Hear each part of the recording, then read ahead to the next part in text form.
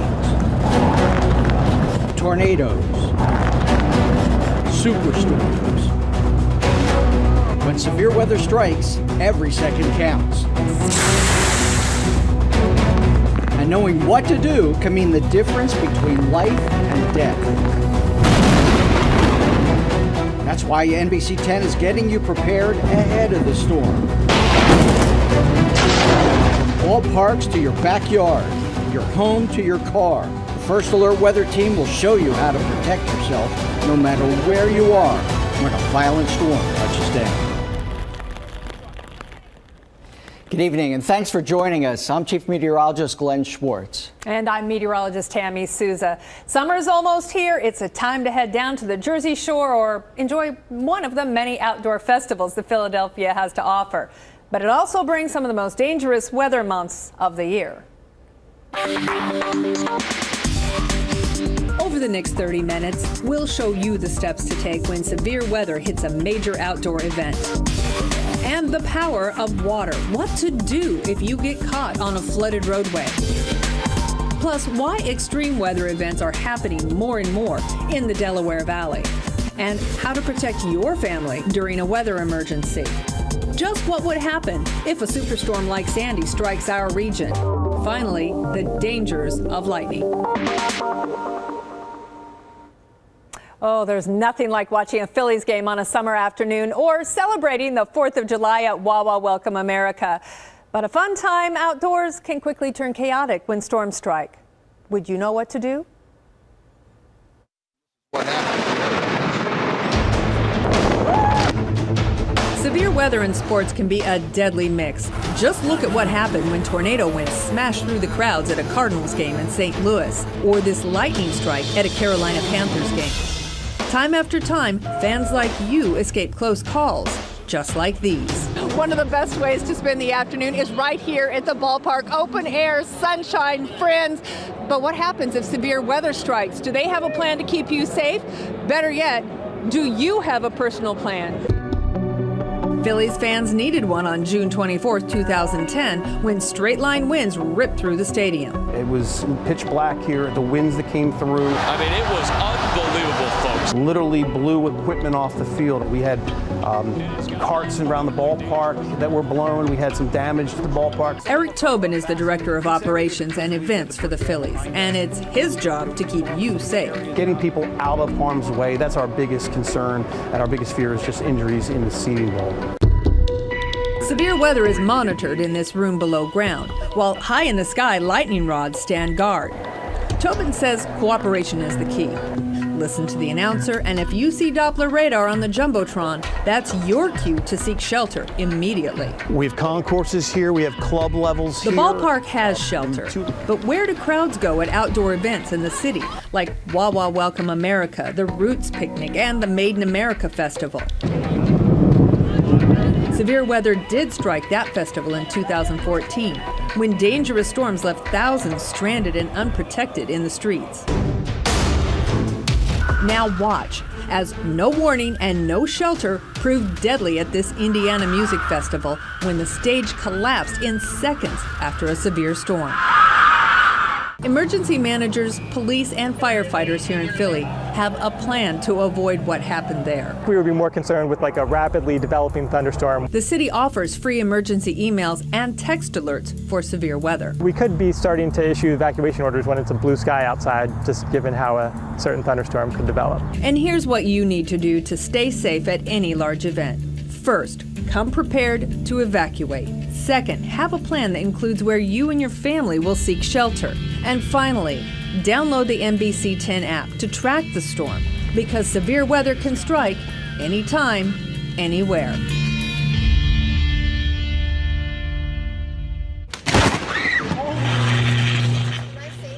An NBC10 viewer captured this lightning strike in Delaware County. There's no safe place outside when thunderstorms roll through the area, and if you hear thunder, you're in the strike zone. Now, more people enjoy the outdoors during the summer months, and of course, that's when your risk of being struck by lightning is the highest. NBC10 First Alert Meteorologist Bill Henley shows you when it's time to seek shelter immediately.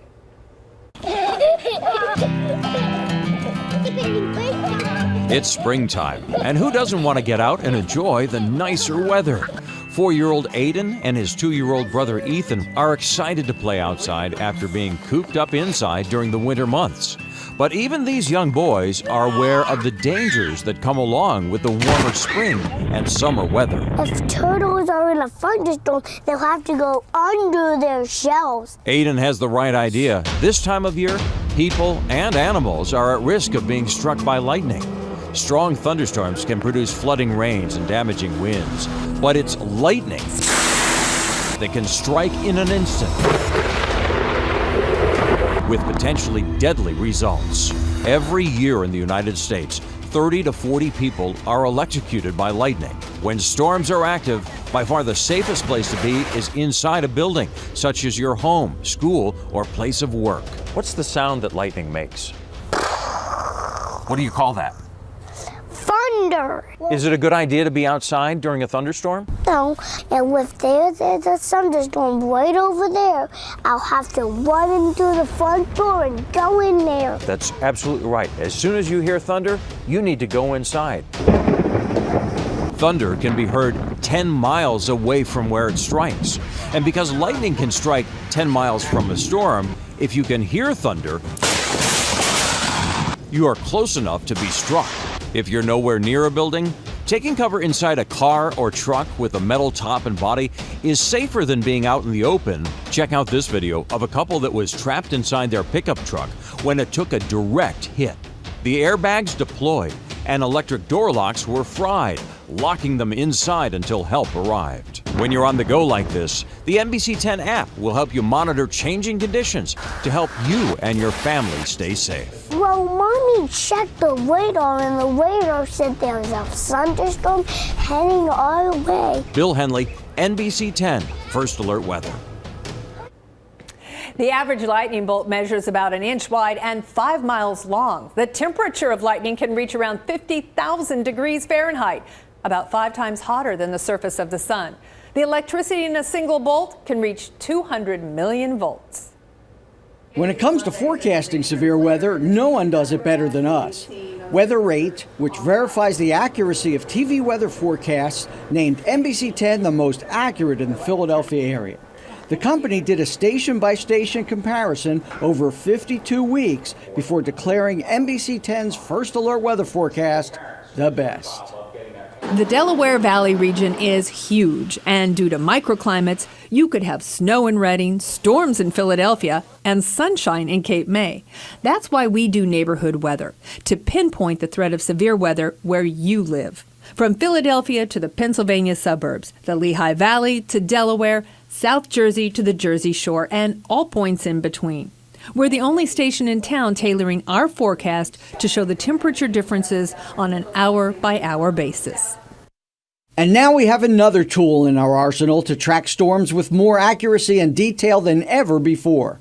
Storm Ranger 10 is a Doppler radar on wheels. When severe weather approaches, we can send Storm Ranger out ahead of the storm and see it in a way that fixed radars can't. It's a hyper-local look at the storm that allows us to better see everything from snow and hail to the debris field of a tornado. This groundbreaking weather technology allows NBC10 to deliver even more life-saving weather information to the viewers we serve. It was the worst natural disaster in New Jersey history. Superstorm Sandy caused massive damage to our region and had a huge impact on the Jersey Shore. But what if I told you it could have been much worse? If Sandy would have tracked farther south, the effects would have been devastating. The damage? Astronomical. It's a nightmare scenario that isn't as far-fetched as you might think. Superstorm Sandy was indeed the worst natural disaster in New Jersey history. These are just extraordinary numbers. But the Delaware Valley wasn't hit nearly as hard as areas to the north. You've got to keep people on their toes up here. Jim Eberwein was the hurricane and marine specialist for the National Weather Service in New Jersey for 35 years. He's seen it all. And he knows what would have happened to the South Jersey beaches if Sandy had tracked about 100 miles farther south than it did. If you had a storm farther south, with the northeast quadrant coming over Cape May and Atlantic counties. And if it was a Category 3, Atlanta would be absolutely devastated. Margate was on the weaker side of Sandy. There was plenty of flooding, but the damage wasn't nearly as bad as it could have been.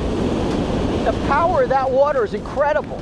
A cubic yard of it weighs nearly 2,000 pounds. And imagine it coming in at incredible speeds, just knocking down everything in its path. The combination of the V shape of the coastline and hundreds of miles of onshore winds led to record flooding in parts of New York and North Jersey. A track farther south would do the same thing to the Delaware Bay. It's a scenario Jim says would cause $100 billion in damage from the shore to Philadelphia. If you had a Category 3 making landfall on the Delaware Bay, it would flood all the way up to Philadelphia. Some of the worst flooding Philly has ever seen was during Hurricane Floyd in 1999. But Jim says this would be much worse, and areas that never flood could see several feet of water this time. How bad would it flood Philadelphia? 4 or 5 feet? Oh, you'd see it into the center city. Now, the Atlantic hurricane season starts on June 1st and ends November 30th. The peak of the season is mid-August to mid-October.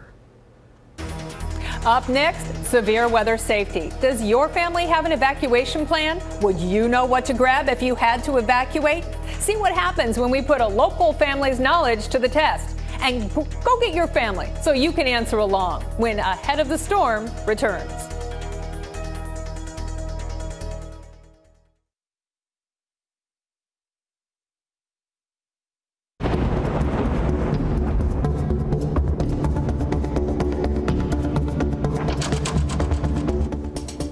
Now, it's important for your family to be prepared before a tornado touches down. You got to have a plan. So where's the safest spot in your home? Would you know what to grab if you had to evacuate in a moment's notice? NBC10's first alert meteorologist, Crystal Cly, put a local family's knowledge to the test.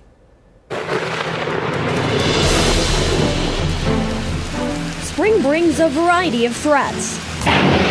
So when severe weather hits, what do you do if you're at home? We decided to visit a local Bucks County family to talk home safety. Hi, Crystal. How are you? Hi, so good. Nice to meet you. Hey, guys. Hi. First, meet the family. These are the Pickles and their grandparents. Now grab your family and answer along as we go through a few questions. Can tornadoes happen in Pennsylvania, Delaware, and New Jersey? Yes. Correct. Myths that they can't form over big cities or mountains are false. Second question, what is the difference between a watch and a warning? A watch is stronger than a warning. No, a warning. Warning is stronger than a watch. A watch means be prepared. Severe weather is possible. A warning means take action. Severe weather is happening. Do you guys know where you should go if a tornado were going to occur in your neighborhood? I'm going to say lowest place possible, basement, if not in a closet. Exactly. A small central room with no windows is best if you don't have a basement. This is an important question. Do you guys have a safety kit? You guys have a safety kit? No. And a lot of families don't, so we put 5 minutes on the clock and asked the Pickles to build their own kit. 3, 2, 1, go!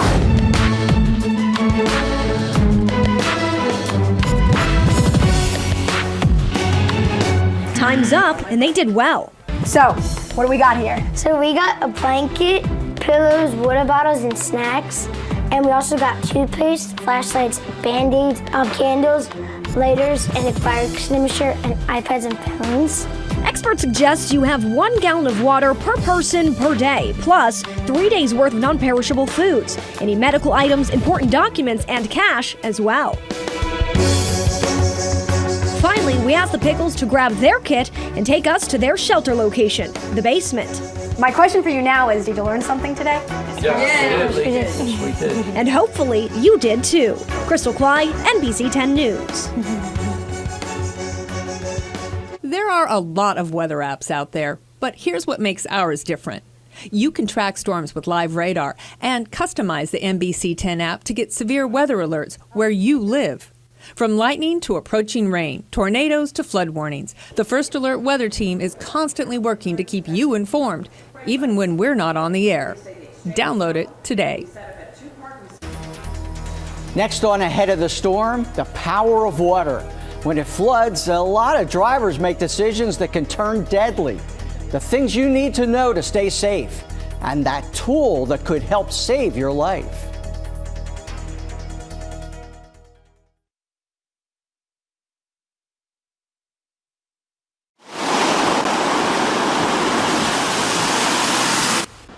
Scenes like these are common in the Delaware Valley, drivers pushing their vehicles through flooded roadways.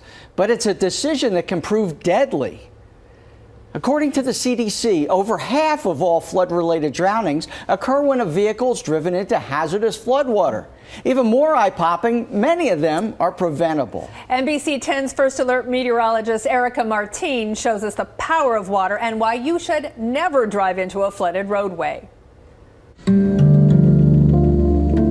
It felt like I was in a river or ocean or something. It was just really, really devastating. This woman ended up stranded in her car when a fast-moving storm swept through Vineland last year. Conditions changed rapidly, and many drivers found themselves surrounded by water.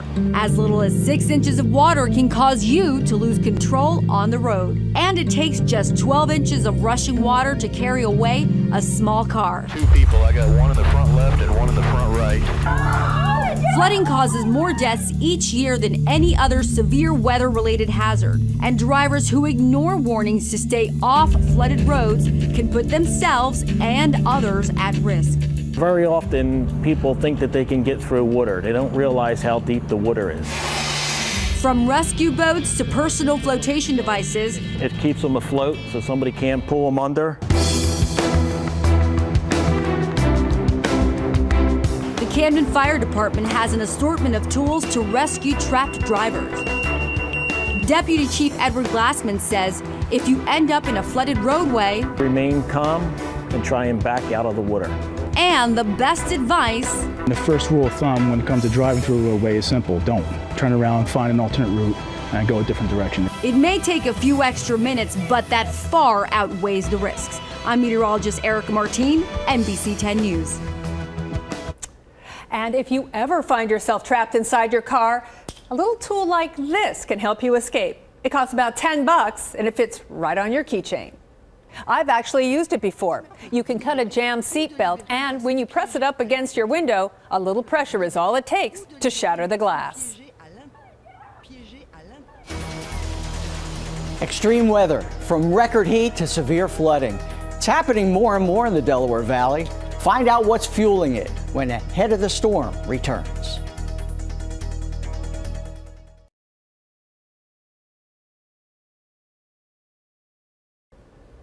Over the past 30 minutes, we've shown you the effects of extreme weather in our region. Now we're talking about everything from record heat to flooding like we've never seen before. And climate scientists think they know what's fueling these changing weather patterns.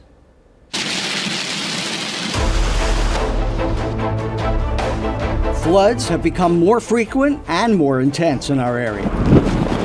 5 of the 10 biggest floods in Philadelphia have occurred in just the past 8 years.